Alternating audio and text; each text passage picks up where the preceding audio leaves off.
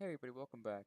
Last episode we built out our login screen, and this episode we'll be working on our Redux implementation. So the first thing we're going to do is create a types.js for just our type of actions we're going to have. So in this we're going to have I'm just going to comment it out for you guys. We're going to have a set user, and that's going to be equal to set user, and we're going to have a set user error as well.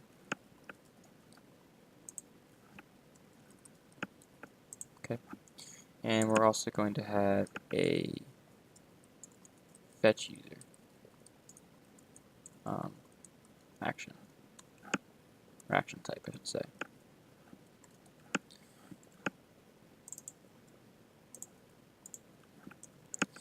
I'm just going to copy that line and error.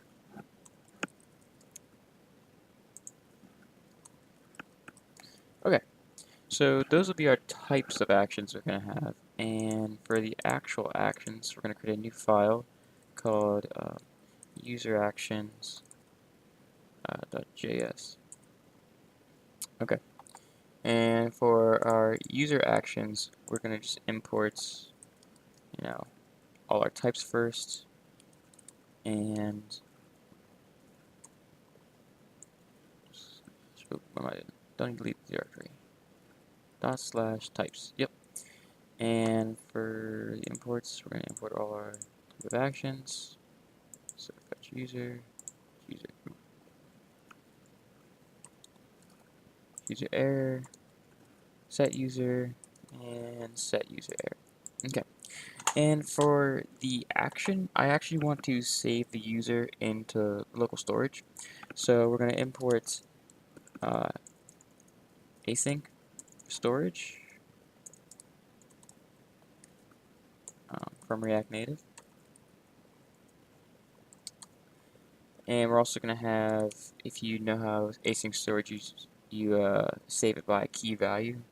So we're going to have a um, current user constant as our key.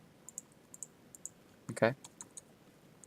And so we're going to export two functions, and the first one is going to be a set user function that takes a user. Okay. And if you know anything about Redux, this is a asynchronous action. So that's why we installed Redux Thunk to handle our asynchronous actions. So I'm going to dispatch an action. Okay. And I'm going to return a async storage, and we're going to set item of the current user to, you need to stringify your objects when you're storing them to local storage, and we're going to stringify the user object. Okay, and that returns a promise, and don't care for, it's not going to return, so when you set something that doesn't return anything, so we'll leave it blank parameters.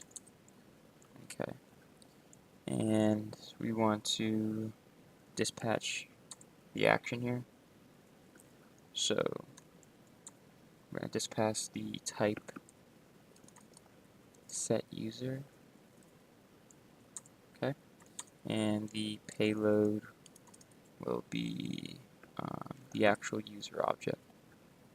Okay, and just in case there's an error occurring, we're gonna then dispatch a user set user error. And for set user error, we're just gonna dispatch the payload as null. So nothing special.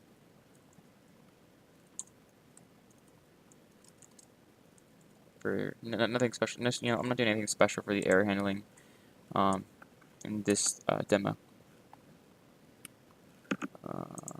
Okay, that looks good to me for this method.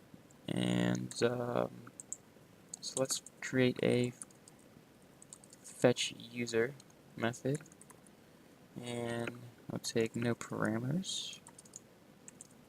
Okay, and once again we're going to return a dispatch action,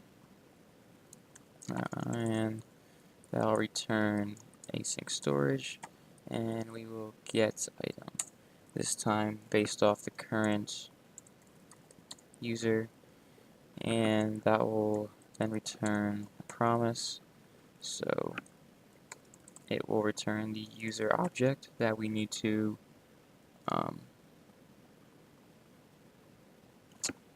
it will return the user object, and we just have to dispatch the action on the store.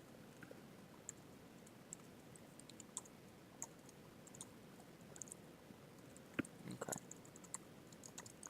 And we're going to do fetch user type.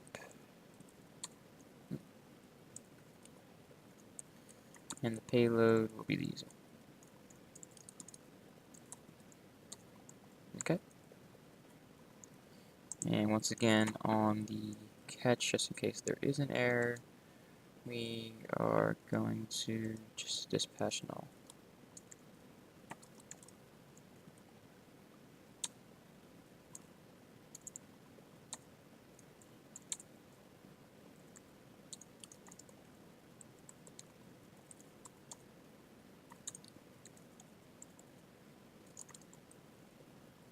Okay. That looks good to me for our actions.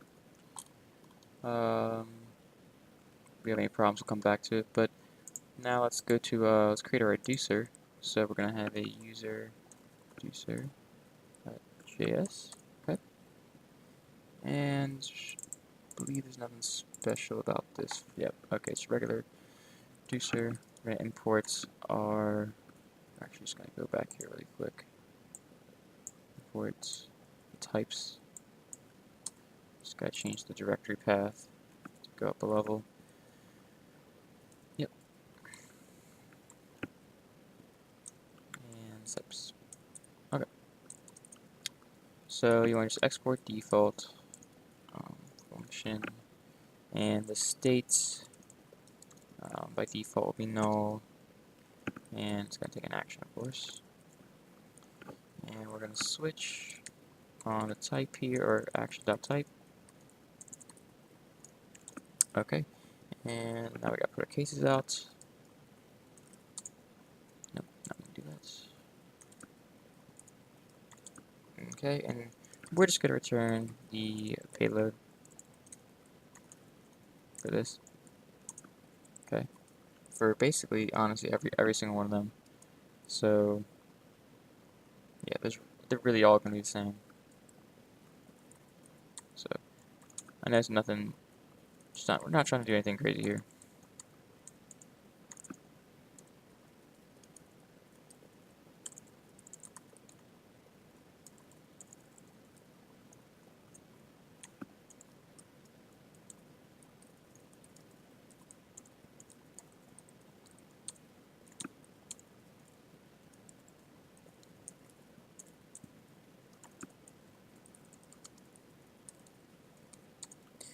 Okay, and then just the default is usually just the state, just in case something really weird happens.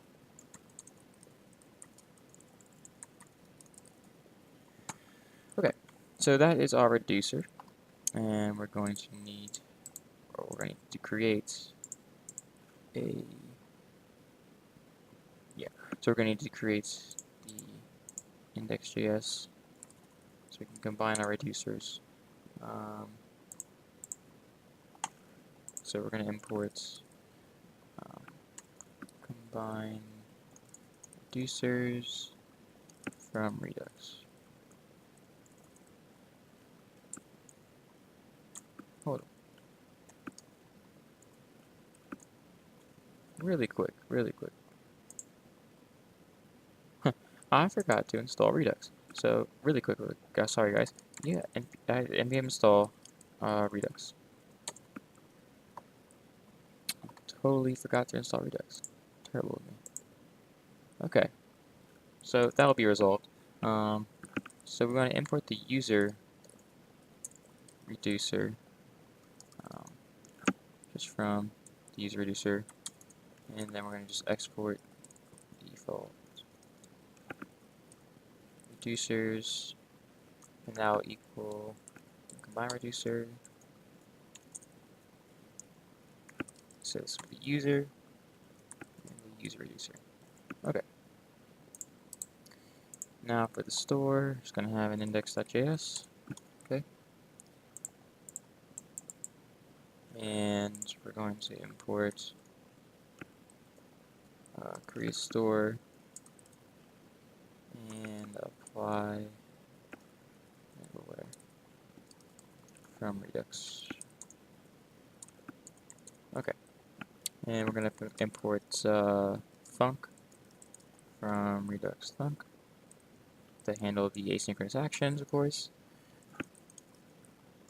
And the reducers from the reducers. Okay. And we're going to set the initial state to just the user as being null.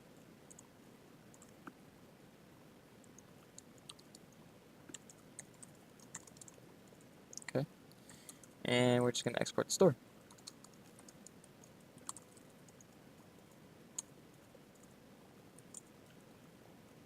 So put your reducers, your initial state, and you're going to apply the middleware onto thunk. Okay. And that's it for the store. I don't know why. Oh, that is why it's giving me an error. I was wondering why. Don't know how to spell function.